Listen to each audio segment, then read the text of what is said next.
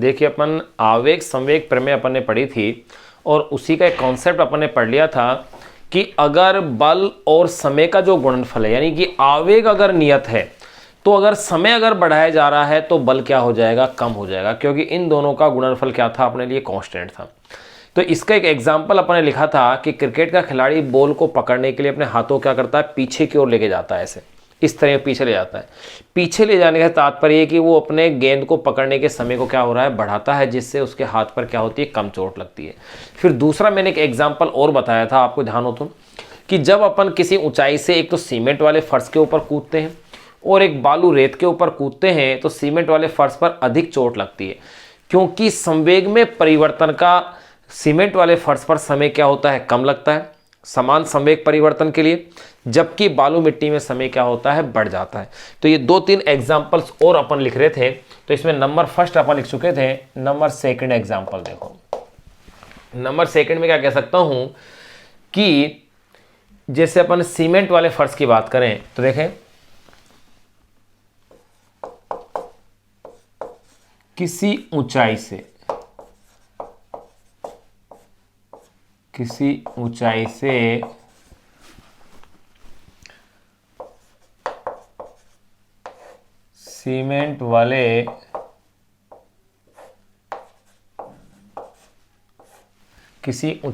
Cement वाले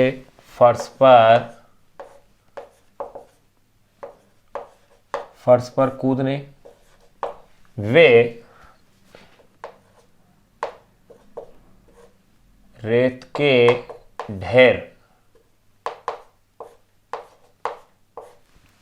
रेत के ढेर पर कूदने पर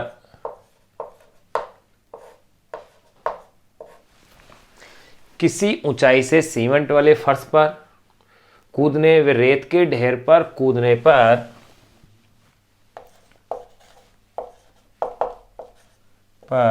सीमेंट के फर्श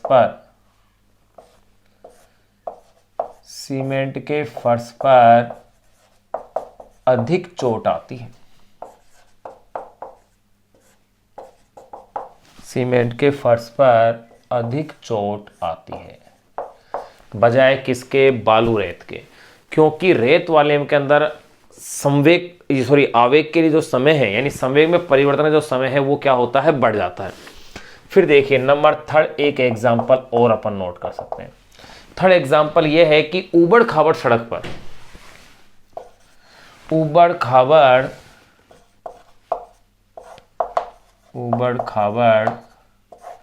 जो यानी टेढ़ी मेढ़ी सड़क है, ऊबड़ खाबड़ सड़क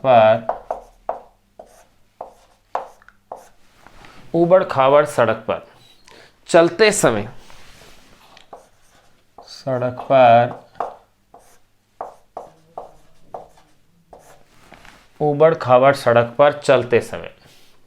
झटकों को कम करने के लिए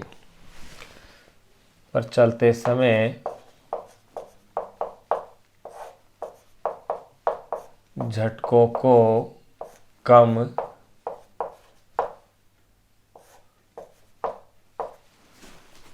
करने के लिए ऊबड़ खाबड़ सड़क पर चलते समय झटकों को कम करने के लिए वाहनों में स्प्रिंग व शॉकर का प्रयोग किया जाता है। वाहनों में स्प्रिंग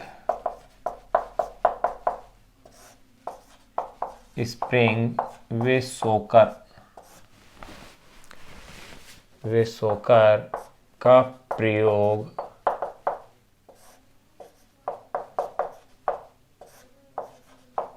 प्रयोग किया जाता है। एक एग्जाम्पल्स और देख लेते हैं।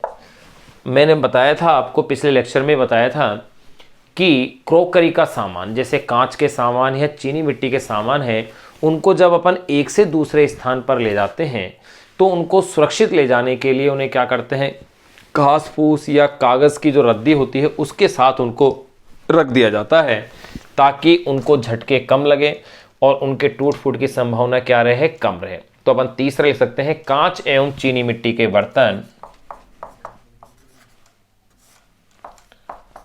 कांच एवं चीनी मिट्टी के बर्तन।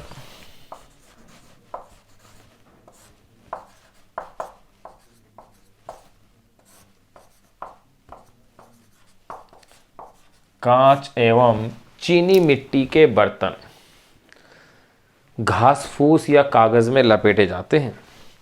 कांच एवं चीनी मिट्टी के बर्तन एक से दूसरे स्थान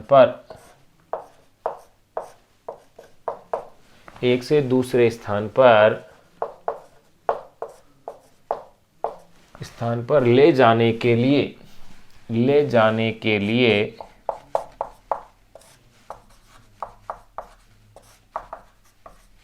घास फूस या कागज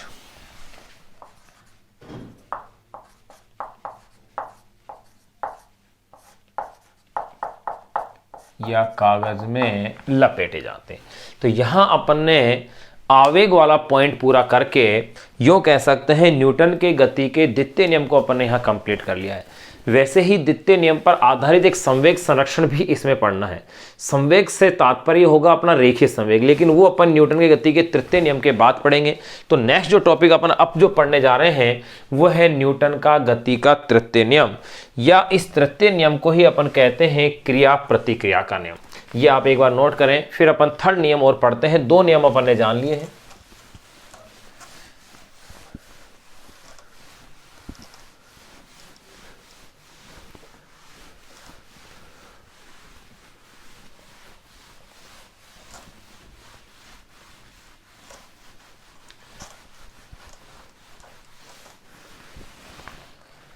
देखिए अब नंबर थर्ड है न्यूटन का गति का तृतीय नियम।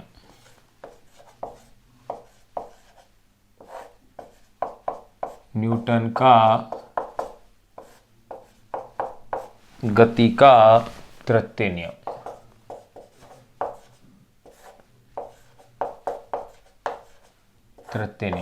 या इसी नियम को कहा जाता है क्रिया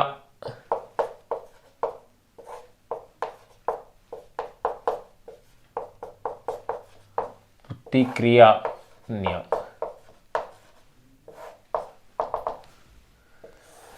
तृतीय नियम कह दो या इसी नियम को अपन कहते हैं क्रिया प्रतिक्रिया नियम। यह नियम क्या कहता है कि जब किसी एक वस्तु द्वारा दूसरी वस्तु के ऊपर बल लगाया जाता है तो जो बल लगाया जाता है उसे अपन कहते हैं क्रिया। दूसरी वस्तु भी पहली वस्तु के ऊपर बल लगाती है, इसे कहा जाता है प्रतिक्रिया। क्रिया और प्रतिक्रिया बल परिमाण में बराबर होते हैं, परंतु इनकी दिशाएं क्या होती हैं? विपरीत होती हैं। ध्यान रहे, क्रिया और प्रतिक्रिया परिमाण में बराबर और दिशा में विपरीत है, परंतु एक दूसरे को कभी भी ये निरस्त नहीं करती है। इसलिए निरस्त नहीं करती हैं क्योंकि ये भिन्न भिन्न वस्तुओं पर लगती है। न्यूटन की गति का जो तृतीय नियम है वो इस बात को स्पष्ट करता है कि प्रकृति के अंदर जो बल है वो युग्म यानी कि जोड़े के रूप में पाए जाते हैं। एकल बल का अस्तित्व संभव नहीं है। ये गतिमान वस्तु हो या स्थिर वस्तु हो, सभी वस्तुओं के लिए ये नियम क्या होता है? न्यूटन का गति का तृतीय नियम लागू होता है। न्यूटन की गति का तृतीय नियम ये कहता है कि क्रिया की प्रतिक्रिया होने में कोई समय नहीं लगता, लेकिन वर्तमान भौतिकी की अगर अपन बात करें, जिसे अपन कहते हैं मॉडर्न फिजिक्स, उसके अंदर आइंस्टीन की जो विशिष्ट सापेक्षता का सिद्धांत है वहां ये अप्लाई नहीं होता है। क्यों नहीं होता है? क्योंकि वहां ये कहते हैं कि हर क्रिया को होने में कुछ तो समय अवश्य लगेगा, क्योंकि प्रकाश के वेग से अधिक किसी भी कारक का वेग संभव नहीं है या किसी भी घटना का वेग संभव नहीं है, ऐसा ये कहते हैं। तो यहां अब जो मॉडर्न फिजिक्स है वहां इसका अपवाद आ जाता है। तो देखिए, पहले अपन इसको लिखे कि न्यूटन की गति का तृतीय नियम है क्या। तो देखो, इस नियम के अनुसार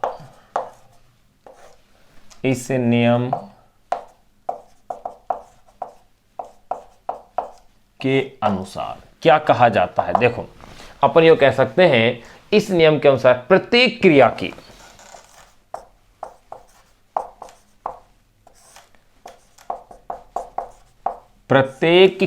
की प्रत्येक क्रिया की परिमाण में समान परंतु दिशा में विपरीत,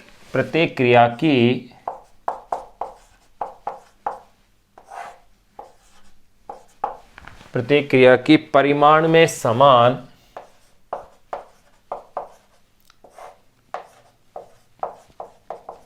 परंतु दिशा में विपरीत,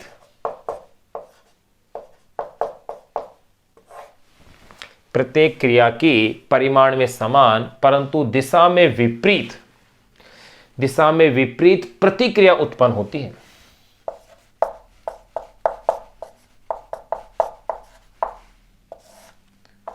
विपरीत प्रतिक्रिया उत्पन्न होती है। यही न्यूटन की गति का क्या है? तृतीय नियम है। अब देखिए मैंने क्या कहा, प्रत्येक क्रिया की परिमाण में समान परंतु दिशा में विपरीत। ये मत कहते ना कि विपरीत प्रतिक्रिया होती है, नहीं तो नेगेटिव क्या होगा? पॉजिटिव। परिमाण में समान परंतु दिशा में विपरीत क्या होती है? प्रतिक्रिया उत्पन्न होती है। अब देखिएगा, हर एक वस्तु क्या करती है? बल लगाती है।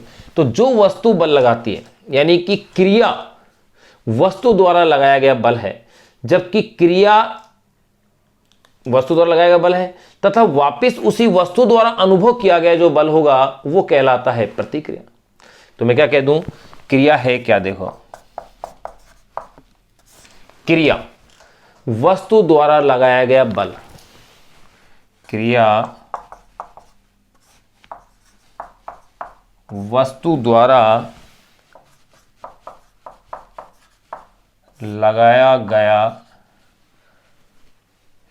गया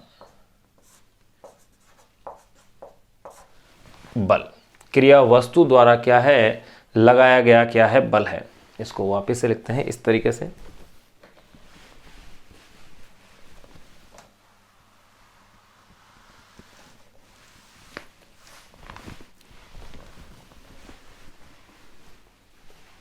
देखो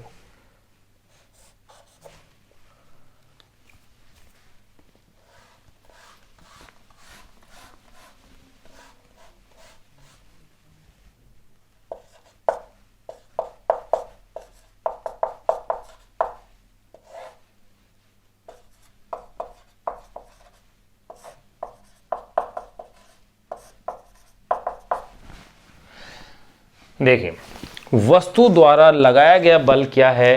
क्रिया है। ये कह सकते हैं वस्तु द्वारा लगाया गया बल क्रिया,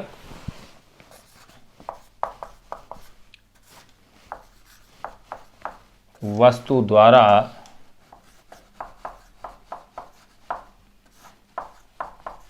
लगाया गया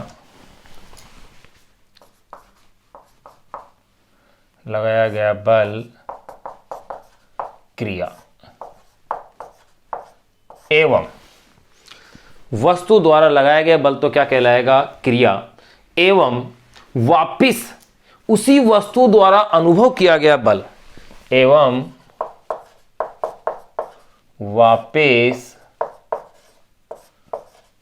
उसी वस्तु द्वारा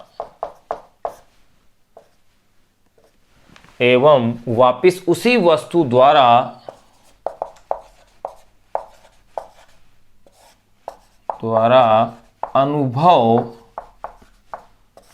किया गया बल, एवं वापिस उसी वस्तु द्वारा अनुभव किया गया बल प्रतिक्रिया यानी कि रिएक्शन, प्रतिक्रिया कहलाता है।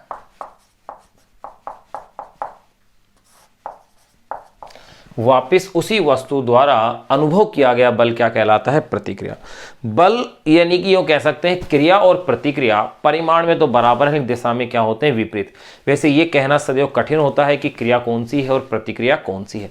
तो देखिए मैंने ये बता दिया कि नियम है क्या, फिर इसके बाद ये भी मैंने कह दिया कि क्रिया कहते हैं, क्रिया किसे कहते हैं? वस्तु द्वारा लगाया गया बल है वो क्रिया है, और वापिस उसी वस्तु द्वारा अनुभव किया गया बल ये क्या कहलाता है? प्रतिक्रिया कहलाता है। अगर अपन इसे गणितीय रूप में लिखें तो यूं लिख सकते हैं, देखो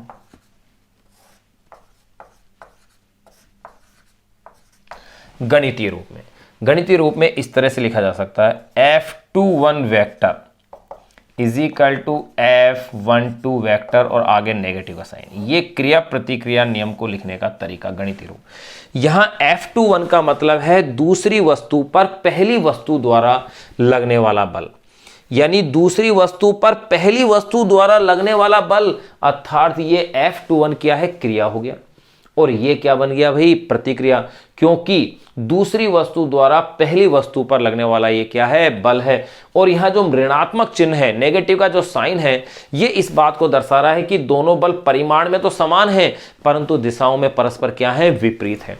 तो देखो F21 का मतलब दूसरी वस्तु पर पहली वस्तु के कारण लगने वाला बल, जिसे अपन क्या कहते हैं, क्रिया कहते हैं। तो ये तो हो गया क्रिया।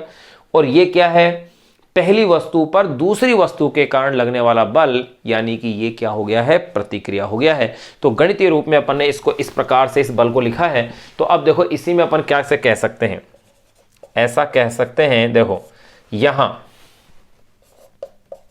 F21 वेक्टर जो कि क्या है, F21 वेक्टर, भाई आप किसी को भी, ये तो क्या हो गया, दूसरी वस्तु पर पहली वस्तु के कारण लगने वाला बल, या यूं कह सकते हैं प्रथम वस्तु द्वारा द्वितीय वस्तु पर लगने वाला बल, यानी दूसरी वस्तु पर पहली वस्तु के कारण बल, यानी F21 वेक्टर। क्या कहेंगे अपन इसे,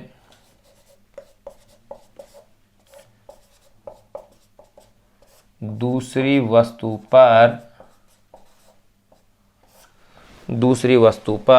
पहली वस्तु द्वारा लगने वाला बल। और पहली वस्तु द्वारा जो लगने वाला बल है, तो ये तो क्या हो गया है आपके पास भाई, क्रिया हो गया। और F12 वेक्टर ये क्या है, ये है भाई पहली वस्तु पर दूसरी वस्तु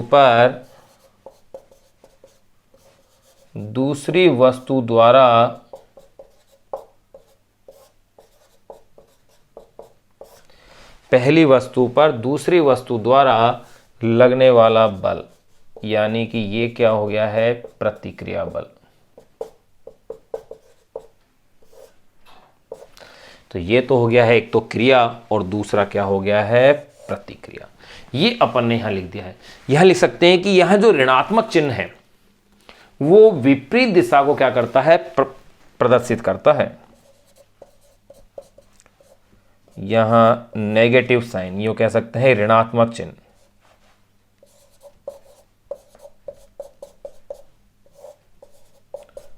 विपरीत दिशा को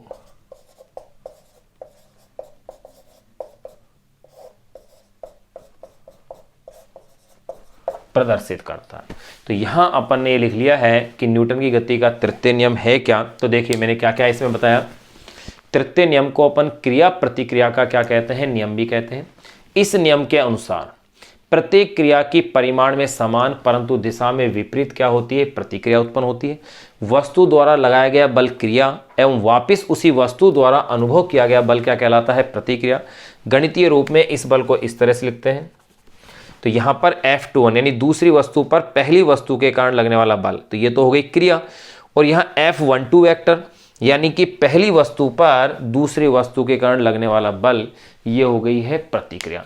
तो इस प्रकार वैसे कंफर्म नहीं है कि कौन सी प्रतिक्रिया होगी कौन सी क्रिया होगी, क्योंकि दोनों बिल्कुल फास्ट है। तो यहां अपन ने न्यूटन की गति का तृतीय नियम लिख लिया है।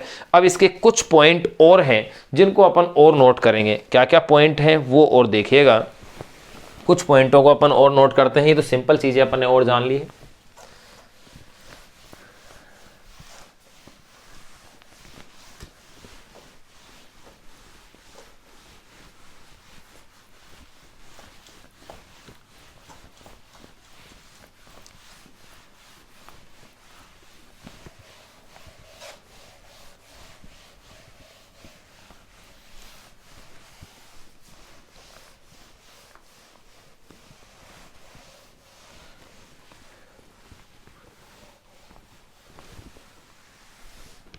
देखिएगा, तो अपन ने न्यूटन गति का तृतीय नियम लिख लिया, उसमें क्रिया क्या है प्रतिक्रिया क्या है ये भी लिख लिया। अब ये कुछ पॉइंट और अपन इसके एक्स्ट्रा में नोट कर लें कि जो मैंने अभी बताया थोड़ी देर पहले कि क्रिया और प्रतिक्रिया क्या है, भिन्न भिन्न वस्तुओं पर लगती हैं, इसीलिए कभी भी एक दूसरे को ये निरस्त नहीं करती हैं। और न्यूटन की गति के इस तृतीय नियम से ये प्रूफ होता है कि प्रकृति में बल सदैव क्या है, जोड़े यानी युग्म के रूप में लगते हैं। तो मैं क्या कह सकता हूं, क्रिया वे प्रतिक्रिया यानी कि एक्शन वे रिएक्शन, क्रिया वे प्रतिक्रिया बल सदैव अलग अलग वस्तुओं पर लगते हैं। क्रिया वे प्रतिक्रिया बल सदैव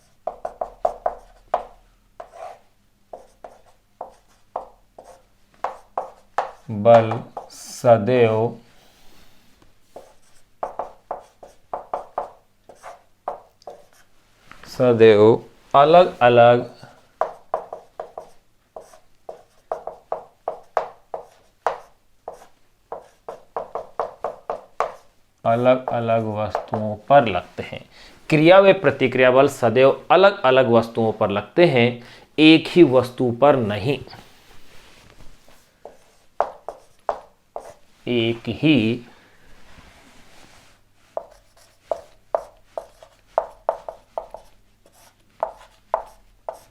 वस्तु पर नहीं।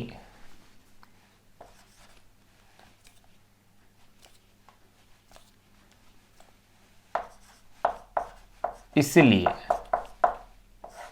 भाई इनका परिमाण समान है, दिशाएं भी विपरीत हैं, फिर भी ये एक दूसरे को निरस्त नहीं करते हैं, क्योंकि ये अलग अलग वस्तुओं पर लगते हैं। वस्तुओं पर लगते हैं, एक ही वस्तु पर नहीं, इसलिए एक दूसरे के प्रभाव को निरस्त नहीं कर पाते हैं। इसलिए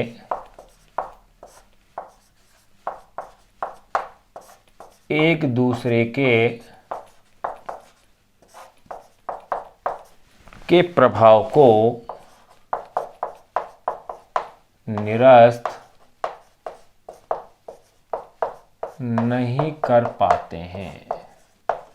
अलग अलग वस्तुओं पर होने के कारण एक दूसरे के प्रभाव को निरस्त नहीं कर पाते हैं और प्रत्येक बल अपना अलग प्रभाव उत्पन्न करता है। और प्रत्येक बल अपना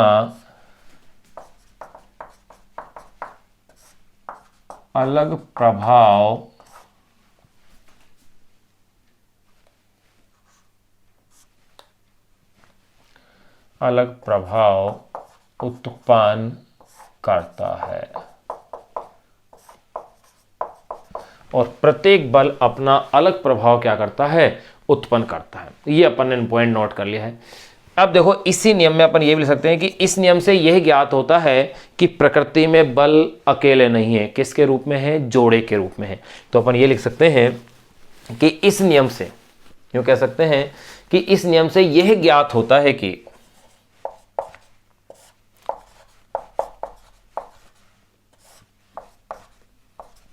इस नियम से यह ज्ञात होता है कि, क्या ज्ञात होता है वो देखो, अपन ये कह दें कि इस नियम से यह ज्ञात होता है कि प्रकृति में बल सदैव युग्म के रूप में लगते हैं। यह ज्ञात होता है कि प्रकृति में बल सदैव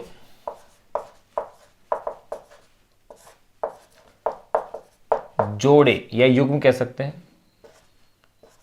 बल सदैव जोड़े के रूप में लगते हैं। इस नियम से यह ज्ञात होता है कि प्रकृति में बल सदैव जोड़े के रूप में क्या होते हैं, लगते हैं। यानी कि निरपेक्ष या अकेले बल का कोई अर्थ नहीं है, लगते हैं, अर्थात निरपेक्ष या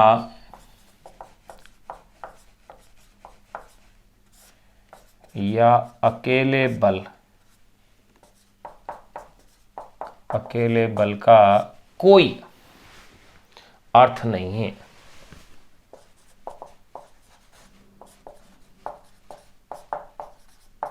ये। तो ये भी पॉइंट अपन ने इसका नोट कर लिया है। दूसरा, ये जो नियम है न्यूटन गति का तृतीय नियम, स्थिर और गतिमान दोनों अवस्थाओं में क्या होता है, लागू होता है। न्यूटन की गति का तृतीय नियम स्थिर और गतिमान दोनों अवस्थाओं पर क्या होता है, लागू होता है। न्यूटन का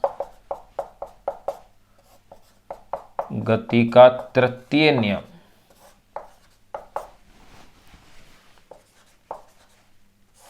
जिसे कि अपन क्रिया प्रतिक्रिया का नियम कहते हैं, न्यूटन का गति का तृतीय नियम स्थिर वेग गतिमान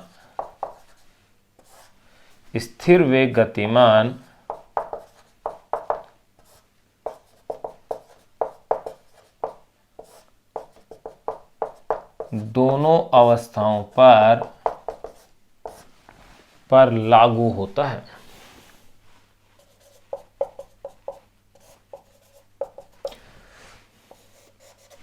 न्यूटन की गति का तृतीय नियम स्थिर व गतिमान दोनों अवस्थाओं पर ये बल क्या होता है, लागू होता है।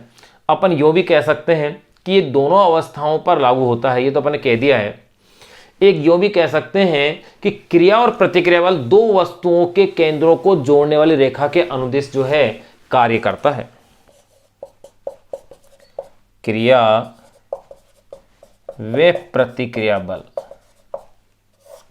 इनकी जो दिशा होती है वो अपन नोट कर रहे हैं। क्रिया व प्रतिक्रिया बल दो वस्तुओं के, क्रिया व प्रतिक्रिया बल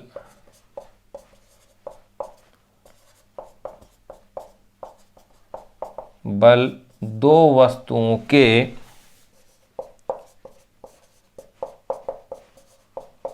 केंद्रों को, क्रिया व प्रतिक्रिया बल दो वस्तुओं के केंद्रों को जोड़ने वाली रेखा के अनुदिश, केंद्रों को जोड़ने वाली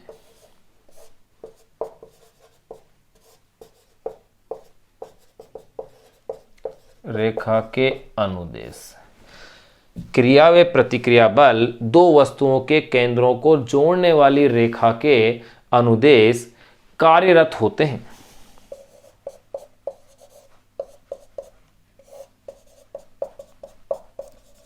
के अनुदेश कार्यरत होते हैं। तो देखो अपन ने तृतीय नियम को जाना, तृतीय नियम में संबंधी अपन ने कुछ कॉन्सेप्ट और इसके अंदर समझे कि ये इस नियम में कौन कौन दो अलग अलग वस्तुओं पर लगते हैं, बल सदैव जोड़े के रूप में होते हैं, अलग अलग वस्तुओं पर लगने के कारण ही ये दोनों बल एक दूसरे को कभी भी निरस्त नहीं करते हैं। फिर अपन ये देख लिया क्रिया और प्रतिक्रिया बल दो वस्तुओं के केंद्रों को जोड़ने वाली रेखा के अनुदिश क्या होते हैं, कार्यरत होते हैं।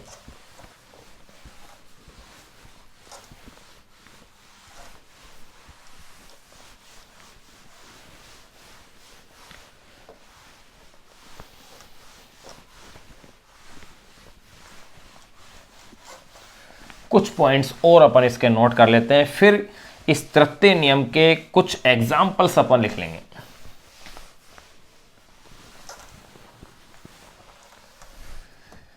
देखिए यहां अपन ने अभी लास्ट पॉइंट ये लिखा था, क्रिया और प्रतिक्रिया जो बल होते हैं दो वस्तुओं केंद्रों के जोड़ने वाली रेखा के अनुदिश कार्यरत होते हैं। अपन ये भी कह सकते हैं क्रिया प्रतिक्रिया का नियम सभी प्रकार के बलों के लिए लागू होता है। क्रिया प्रतिक्रिया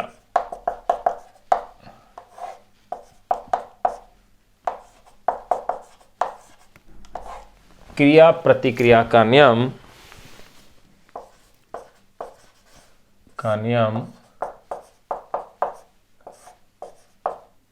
सभी प्रकार के बलों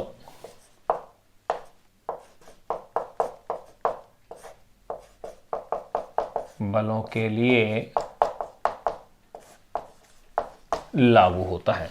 सभी प्रकार के बल जैसे कि गुरुत्वीय बल हो, स्थिर वैद्युत बल हो, सभी बलों के लिए ये क्या होता है, लागू होता है। क्रिया प्रतिक्रिया का नियम सभी प्रकार के बलों के लिए लागू होता है, जैसे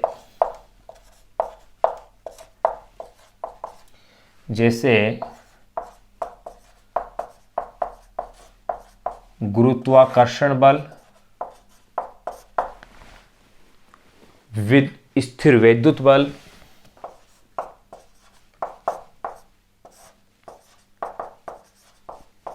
स्थिर वैद्युत बल इत्यादि, सभी के लिए ये नियम क्या होता है, लागू होता है क्रिया और प्रतिक्रिया का। एक पॉइंट और देख लें कि न्यूटन का गति का जो तृतीय नियम है विशिष्ट सापेक्षता के सिद्धांत में लागू नहीं होता है। मैंने बताया था क्योंकि न्यूटन के तृतीय जो नियम है वो ये कहता है कि क्रिया की प्रतिक्रिया तुरंत होती है, फिर चाहे दूरी वस्तुओं के बीच में कितनी भी अधिक क्यों ना हो, उसका कोई इफेक्ट नहीं है। लेकिन आपेक्षिकता का सिद्धांत ये कहता है कि कुछ समय अवश्य लगना चाहिए, जबकि न्यूटन के नियम के अनुसार ऐसा संभव नहीं है, जबकि आइंस्टीन के अनुसार क्या है, कुछ समय अवश्य लगना चाहिए। तो ये जो विशेष पॉइंट है, यानी एक तरह से यूं कह सकते हैं क्रिया प्रतिक्रिया नियम के अपवाद के रूप में ये पॉइंट आ रहा है, जिसको कि अपन अब नोट कर रहे हैं। तो अपन कह दें न्यूटन का गति का तृतीय नियम, न्यूटन का गति का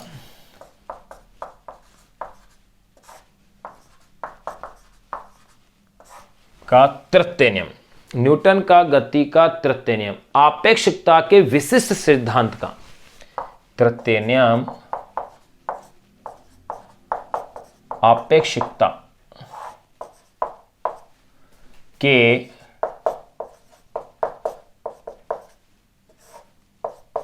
के विशिष्ट सिद्धांत का, न्यूटन का गति का तृतीय नियम आपेक्षिकता के विशिष्ट सिद्धांत का उल्लंघन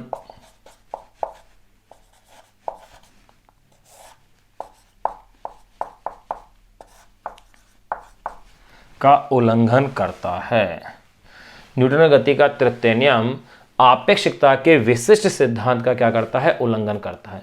कैसे करता है, देखो अपन ये कह सकते हैं न्यूटन के तृतीय नियम अनुसार क्रिया की तुरंत प्रतिक्रिया होती है। न्यूटन के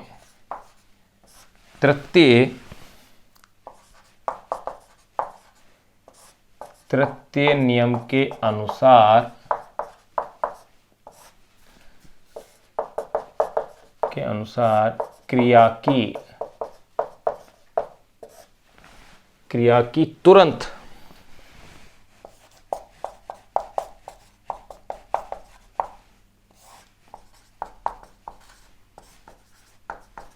क्रिया की तुरंत क्या होती है, प्रतिक्रिया होती है। उसमें समय नहीं लगता, चाहे वस्तुएं कितनी भी दूरी पर क्यों न हो, क्योंकि तुरंत प्रतिक्रिया होती है, उसमें समय नहीं लगता।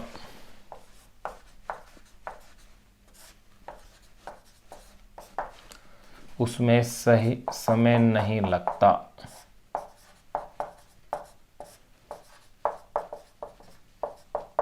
चाहे वस्तुएं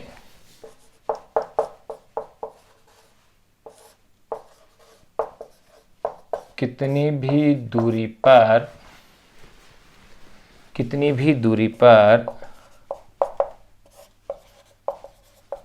क्यों न हो। ये उन्होंने कहा उसमें समय नहीं लगता, चाहे वस्तुएं कितनी भी दूरी पर क्यों न हो। जबकि आपेक्षिकता के विशिष्ट सिद्धांत के अनुसार, जबकि आपेक्षिकता के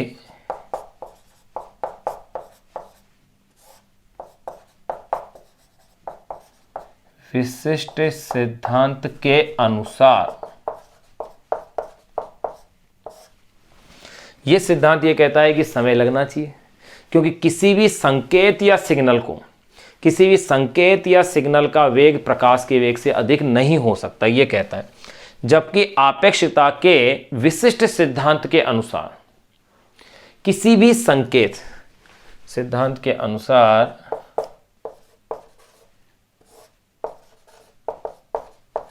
किसी भी संकेत या अपन कह सकते हैं सिग्नल, किसी भी संकेत या अपन ने उसे क्या कह दिया है, सिग्नल का वेग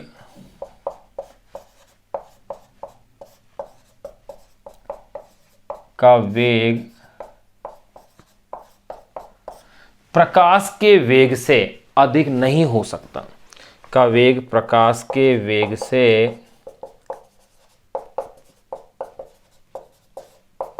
अधिक नहीं हो सकता, ये कहते हैं। यह कह सकते हैं अर्थात प्रतिक्रिया में कुछ समय अवश्य लगना चाहिए, अर्थात क्रिया प्रतिक्रिया, अर्थात क्रिया प्रतिक्रिया में कुछ समय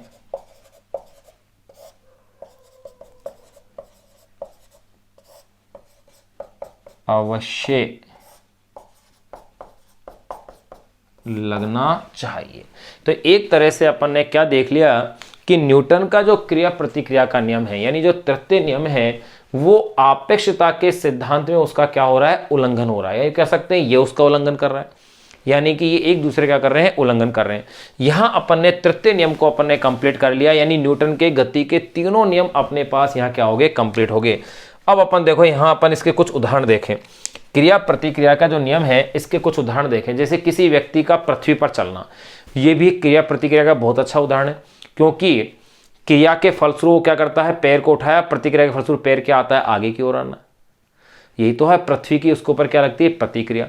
दूसरा एग्जाम्पल अपन देखें, किसी तैराक का पानी में तैरना, वो पानी से हाथों से क्या करता है, पानी को पीछे की ओर हटाता है और पानी उसे आगे की ओर धक्का लगाता है। तो ये अपन कुछ उदाहरण लिख लेते हैं इसके। छोटी क्लासों से आप पढ़ते आए हैं इन एग्जाम्पलों को, क्रिया प्रतिक्रिया के कौन कौन से एग्जाम्पल्स हैं।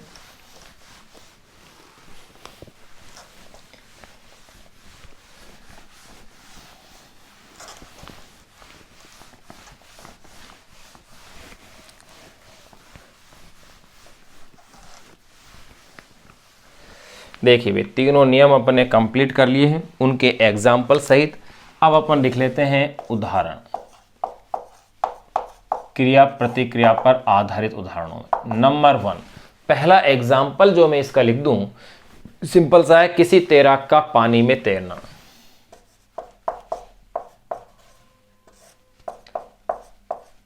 किसी तैराक का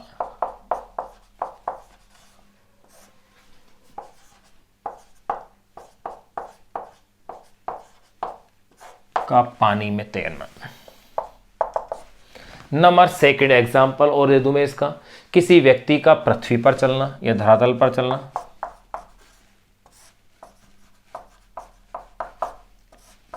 किसी व्यक्ति का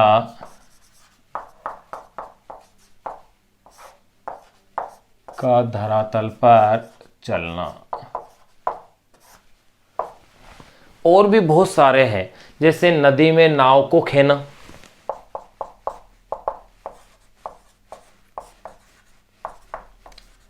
नदी में नाव का खेना।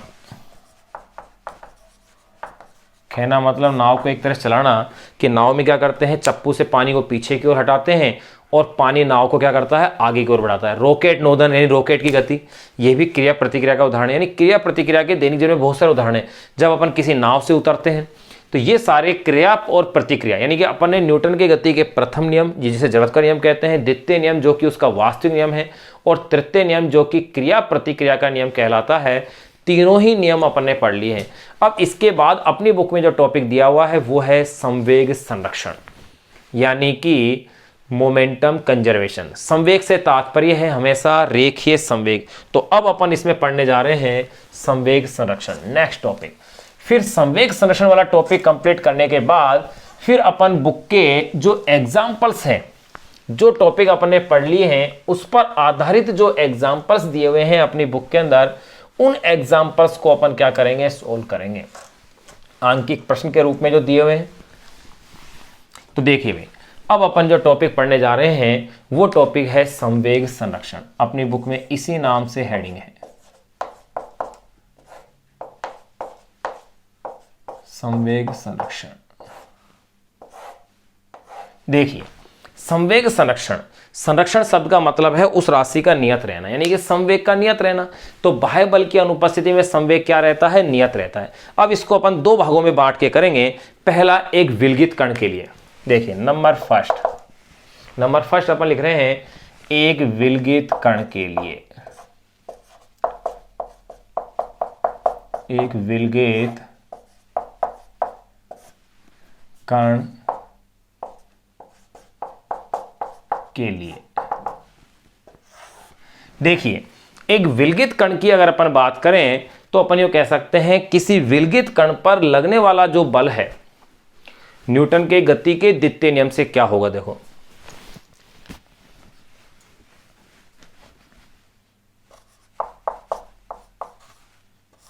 किसी विलगित कण पर लगने वाला बाह्य बल, किसी विलगित कण पर लगने वाला बाह्य बल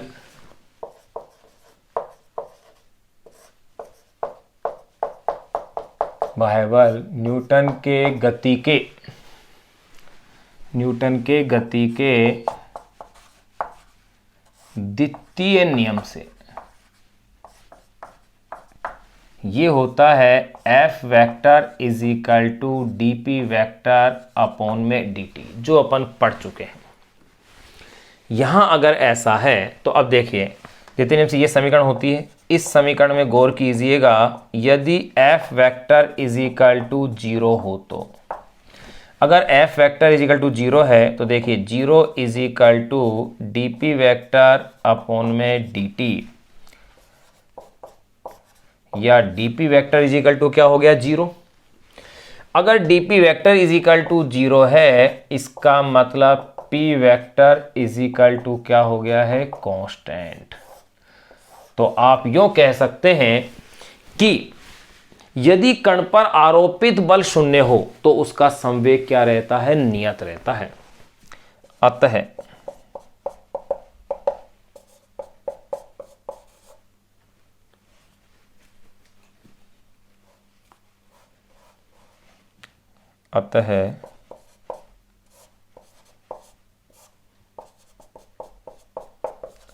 कण पर आरोपित बल शून्य हो तो उसका संवेग, ध्यान रखना, संवेग से तात्पर्य सदैव अपना होगा रेखीय संवेग, कोणीय संवेग अलग होता है। अतः कण पर आरोपित बल शून्य हो तो उसका संवेग नियत रहता है, तो उसका संवेग नियत रहता है। तो यही क्या है? कण के लिए संवेग संरक्षण का सिद्धांत है। यही कण के लिए संवेग संरक्षण का सिद्धांत। देखो, वो टॉपिक है जो आप छोटी क्लास से इसे क्या है पढ़ते हुए आ रहे हैं। तो देखिए, अपन ने एक कण की बात कर ली। अगर अपन कणों के निकाय के लिए बात करें तो भी यही कॉन्सेप्ट अप्लाई होगा। अगर कणों के निकाय के लिए बाह्य बल क्या है? शून्य, तो उस निकाय का कुल जो संवेग होगा वो क्या रहेगा? नियत रहेगा। यही क्या कहलाएगा? कणों के निकाय के लिए रेखीय संवेग संरक्षण का सिद्धांत, या अपन इसे क्या कह देंगे? संरक्षण का सिद्धांत, या संवेग संरक्षण का सिद्धांत कह दो, या रेखीय संवेग संरक्षण का सिद्धांत कह दो, बात एक ही है।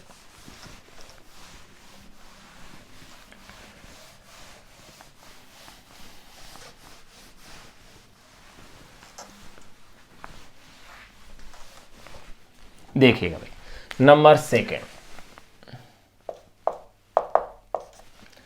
नंबर सेकंड अपन ले रहे हैं कणों के निकाय के लिए।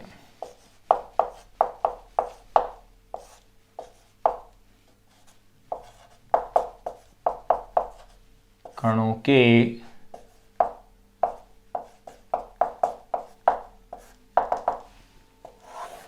निकाय के लिए, कणों के निकाय की बात करें तो देखो, किसी निकाय पर आरोपित बल की अपन बात करें, वो ये होता है किसी निकाय पर आरोपित बल। देखो ये किसी निकाय पर आरोपित बल ये लिया जाता है एफ वेक्टर, इसे मैं लिख देता हूं ई एक्स टी, यानी कि एक्सटर्नल फोर्स है, यानी बाह्य बल। किसी निकाय पर आरोपित बल F vector E x T, यानी कि एक्सटर्नल फोर्स यानी बाह्य बल, इज इक्वल टू, ये होता है डीपी वेक्टर अपॉन में डीटी। यही तो न्यूटन गति के द्वितीय नियम से था, होता है। अब इसमें भी देखें वही सेम कॉन्सेप्ट, यदि F E X E T is equal to 0 हो तो बोलिएगा P vector is equal to क्या हो जाएगा, नियत, यानी कि ये क्या रहेगा, कांस्टेंट रहेगा। तो अपन यूं कह सकते हैं P vector is equal to नियत, तो यूं कह सकते हैं यदि किसी निकाय पर कोई, अतः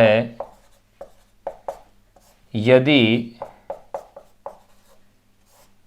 किसी निकाय पर, अतः यदि किसी निकाय पर कोई बाह्य बल, किसी निकाय पर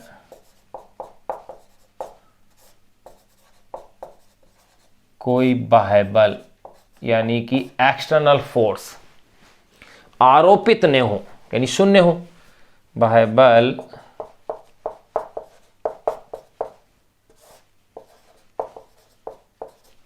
आरोपित न हो, तो निकाय का रेखीय संवेग न हो,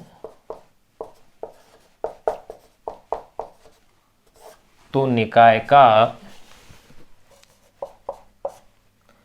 रेखीय संवेग, या उसे ही अपन क्या कह सकते हैं, संवेग। तो निकाय का रेखीय संवेग कह दो या संवेग कह दो, तो निकाय का संवेग नियत रहता है,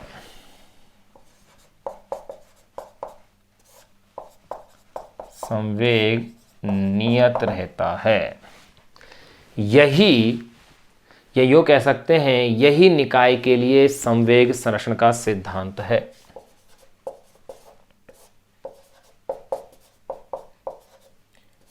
यही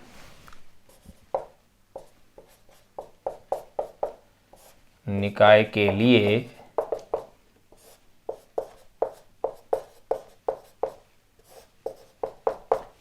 संवेग संरक्षण का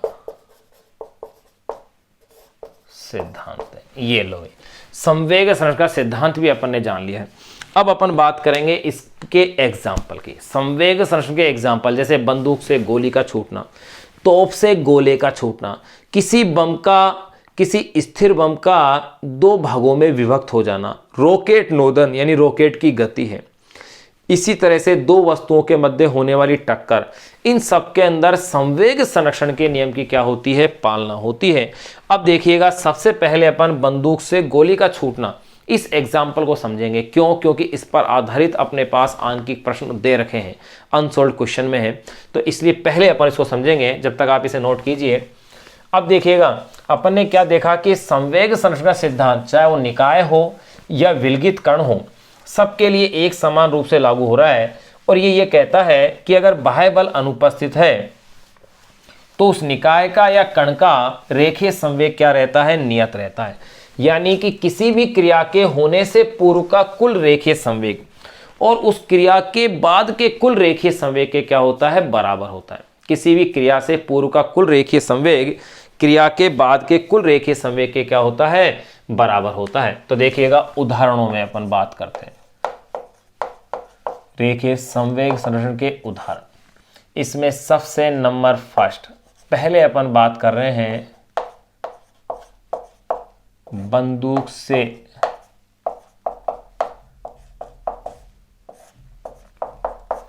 गोली का छूटना। पहला एग्जाम्पल जो अपन समझ रहे हैं वो है बंदूक से गोली का छूटना। सबसे महत्वपूर्ण एग्जाम्पल है भाई, ये काम का भी है।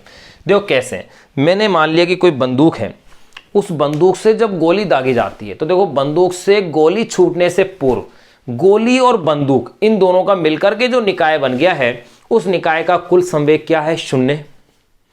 बंदूक से गोली छूटने से पूर्व निकाय का कुल संवेग क्या है? 0 है। लेकिन गोली छूटने के बाद आप क्या देखते हैं कि गोली आगे की ओर गति करती है और बंदूक क्या होती है? पीछे की ओर आती है। लेकिन बंदूक और गोली का कुल संवेग क्या होगा? बराबर। क्यों?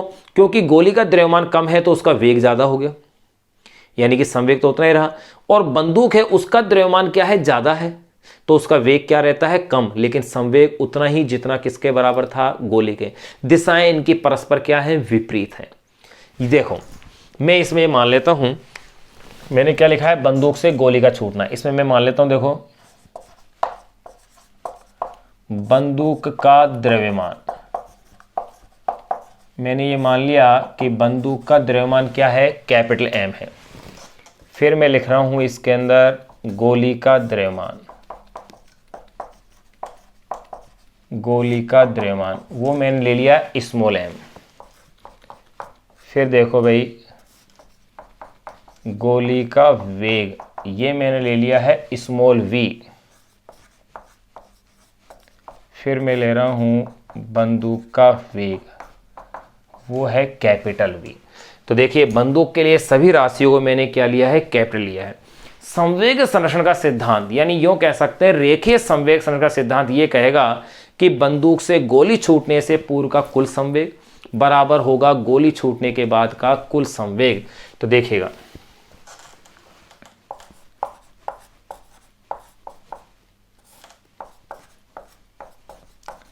संवेग संरक्षण के सिद्धांत से क्या लिखा जाएगा?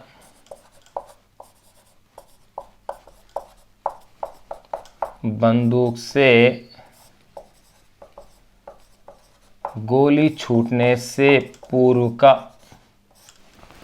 बंदूक से गोली छूटने से पूर्व का कुल संवेग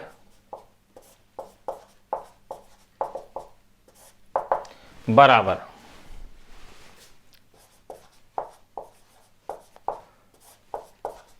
बंदूक से गोली छूटने के, बराबर बंदूक से गोली छूटने के बाद का कुल संवेग, यानी बंदूक से गोली छूटने से पूर्व का कुल संवेग बराबर है बंदूक से गोली छूटने के बाद के कुल संवेग के। तो देखो भाई गोली छूटने से पहले बंदूक भी स्थिर अवस्था में है और गोली भी क्या है? स्थिर अवस्था में है। और आपको पता है संवेग होता क्या है? द्रव्यमान और वेग का गुणनफल। जब वेग 0 है तो संवेग भी क्या होगा? 0 होगा। यानी कि बंदूक से गोली छूटने से पूर्व का कुल संवेग क्या हुआ? 0।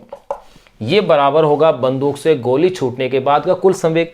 तो देखो गोली छूटने के बाद क्या है? गोली का संवेग यानी कि small m small v plus बंदूक का संवेग यानी कैपिटल M कैपिटल V। ये लो अपन कह सकते हैं capital M capital V is equal to minus small m small v, यही तो हुआ, या capital V is equal to minus small m small v upon में कैपिटल M। यहां पर जो कैपिटल V है इसे बोलते हैं बंदूक का प्रतिक्षिप्त वेग।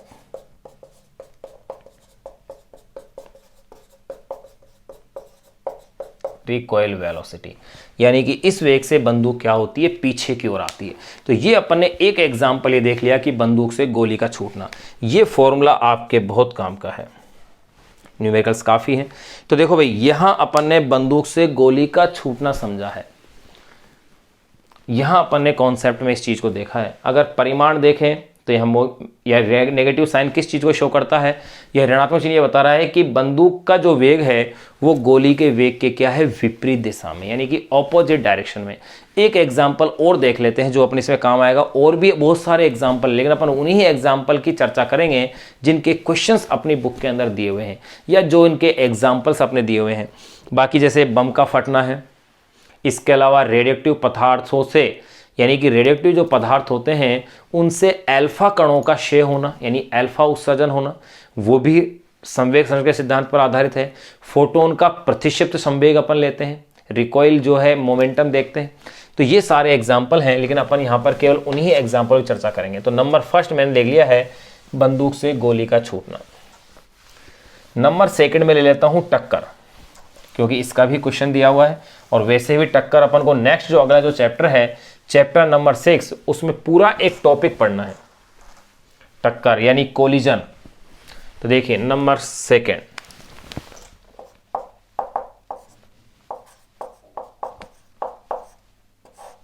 टक्कर। टक्कर में क्या और कैसे है, देखो समझे। मैंने मान लिया कि एक पिंड ये रहा जिसका द्रव्यमान m1 है और इसका वेग क्या है, u1 है।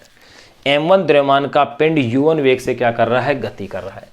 एक अन्य दूसरा पिंड ये रहा जिसका द्रव्यमान m2 है और वेग u2 है। तो ये तो घटना हुई है टक्कर से पूर्व। टक्कर से मतलब है कि इनकी अन्योन्य क्रिया द्वारा इनके वेग में क्या आ जाना, परिवर्तन आ जाना। तो देखिए टक्कर के बाद इनके वेग बदल जाए। जो m1 द्रव्यमान का पिंड है इसका वेग मैंने मान लिया क्या हो गया है, v1 है, और जो m2 द्रव्यमान का जो पिंड है इसका वेग क्या हो गया है, v2 हो गया। तो ये है टक्कर से पूर्व और ये है टक्कर के पश्चात। ये लो, तो मैंने क्या देखा टक्कर के अंदर कि एक m1 द्रव्यमान का पिंड है जो कि u1 वेग से गतिमान है, एक अन्य दूसरा पिंड जो m2 द्रव्यमान का है वो u2 वेग से गतिमान है। u1 इज ग्रेटर देन क्या है, u2 है। u1 का मान u2 से ज्यादा है और एक रेखा के अनुदिश ये क्या कर रहे हैं, गति कर रहे हैं, तो ही इससे ये टक्कर संभव होगी। और टक्कर के बाद इनके वेग, जो m1 द्रव्यमान का पिंड है इसका वेग हो गया है v1 और m2 द्रव्यमान का जो पिंड है इसका वेग हो गया है v2। तो संवेग संरक्षण का सिद्धांत यह कहता है कि टक्कर से पूर्व का कुल संवेग बराबर होगा टक्कर के बाद के कुल संवेग के। वैसे तो अपन विस्तार से पढ़ेंगे चैप्टर नंबर 6 यानी इससे अगले चैप्टर में, लेकिन यहां अपन इंट्रोडक्शन के तौर पर इसलिए पढ़ रहे हैं क्योंकि अपन इस पर बेसिक क्वेश्चन भी क्या करेंगे, सोल्व करेंगे। तो देखिए संवेग संरक्षण के सिद्धांत से ध्यान रहे बम का फटना, अल्फा क्षय, ये अपन अभी यहां नहीं पढ़ रहे हैं। अगर इनका कोई क्वेश्चन कहीं आता है तो वहां उस क्वेश्चन के साथ साथ ही उस कॉन्सेप्ट को अपन क्या कर लेंगे, डिस्कस करेंगे। देखिएगा संवेग संरक्षण के सिद्धांत से क्या होता है,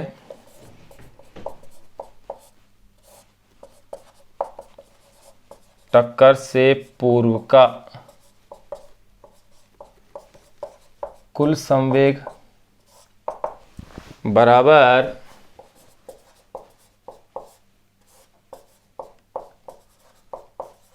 टक्कर के बाद का